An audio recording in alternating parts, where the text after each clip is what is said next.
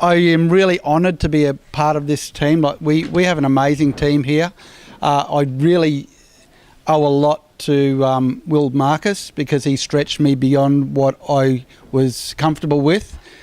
Before this job started, I worked the upper housing market area in Noosa, and I had planted probably a dozen natives in my whole landscaping life because I didn't like natives, and most people want palms and stuff.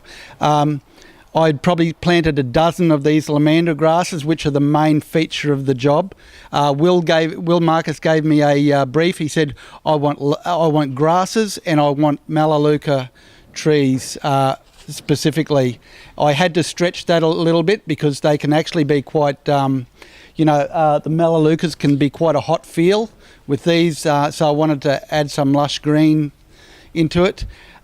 We've probably planted around about 6,000 to 8,000 of these on site.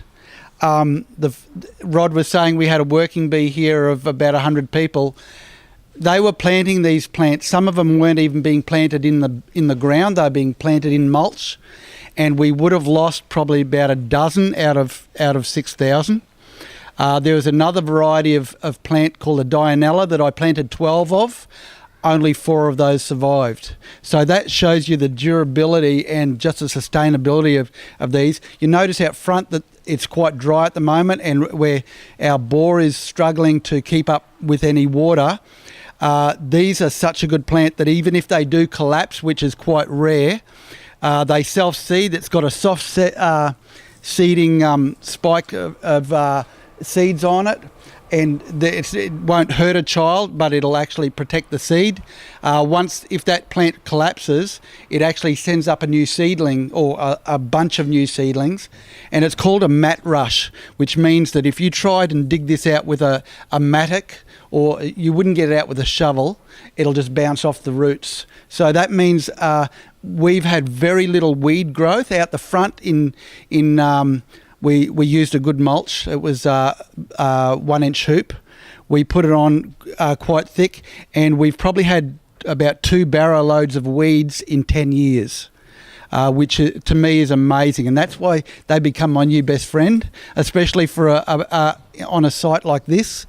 So generally, basically, we've worked to Will Marcus's brief, but what we've tried to do is blend areas where you don't quite often see out front is fully native. Then we blend into rainforesty feel. This you might have seen on the PowerPoint. The plants were no bigger than that.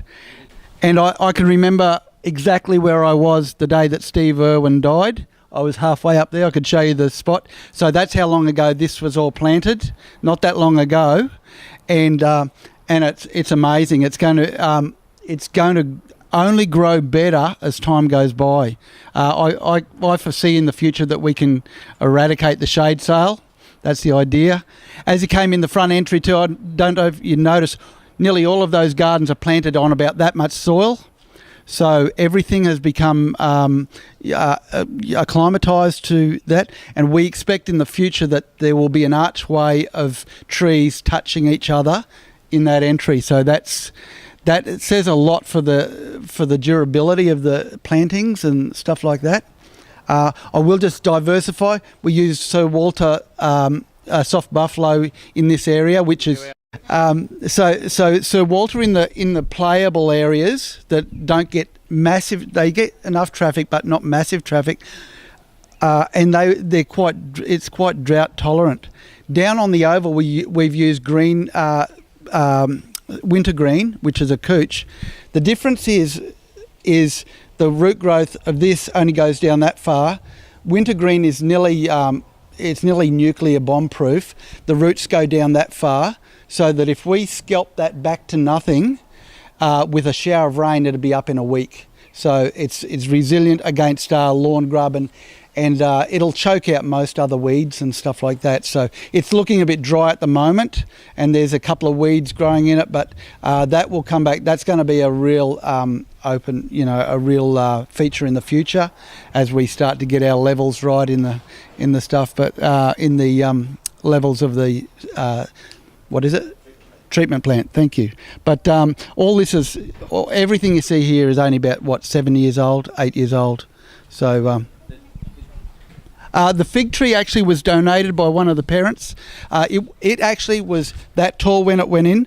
That's in a memorial to some of the children. Some children were died in, I think, a car accident or something like that. So that was donated, and the parent wanted it to go over the play area, which, it was only that tall. So, and that's going to get a lot bigger. It gets a little bit of water, but not a lot. All of this is pretty well self-sustainable. I'll just show you where Ken is there. Sorry. This is Will Marcus's idea again. All this was planned by him. We just had to come up with it. At the back, there's a water feature there, and that pond is basically a play dish. And for hot weather, they were playing in it today, I think. They were going to be. But we've just got, from the back of the water feature, there's a shower of rain, water comes down, and the kids have, just so much fun there. That is on tank water, so it's a limited amount of time it gets used, but everything flows. We have pathways up through there with stopping stations for little herb gardens and little things, but you can actually walk up and around there and down to where the teacher is there. But he did a great job, and all our job was to do was interpret what the architect wanted and bring it to fruition. And if you get a good plan, it's not easy. It's not hard to produce a good outcome, So, and our little piece de resistance is around the corner there. This is my favourite area of the whole site. It looks great from underneath in the library area. We probably will go down and have a look there. But this is, they're mostly native plants used here. All the rocks and big boulders you can see here have been taken off the site, elsewhere on the site, and have been used around here. There's a big tree stump over there. But everything, we've tried to incorporate everything that we have on site as much as we can to keep it, basically integral to what's here. So in the future, we'll have buildings at the back there, and this will it acts as like a hothouse, and everything within here just grows like crazy. We have snake mesh around the outside there, and we have a family of water dragons, some of them about 2 foot long, and a blue tongue somewhere. But they actually sit up in the waterfall there and bathe of an afternoon. So if you're really, really quiet, you can come here and watch them just bathing and just taking it easy. So it's quite an easy maintained area. But it's only going to get better and better as time goes by.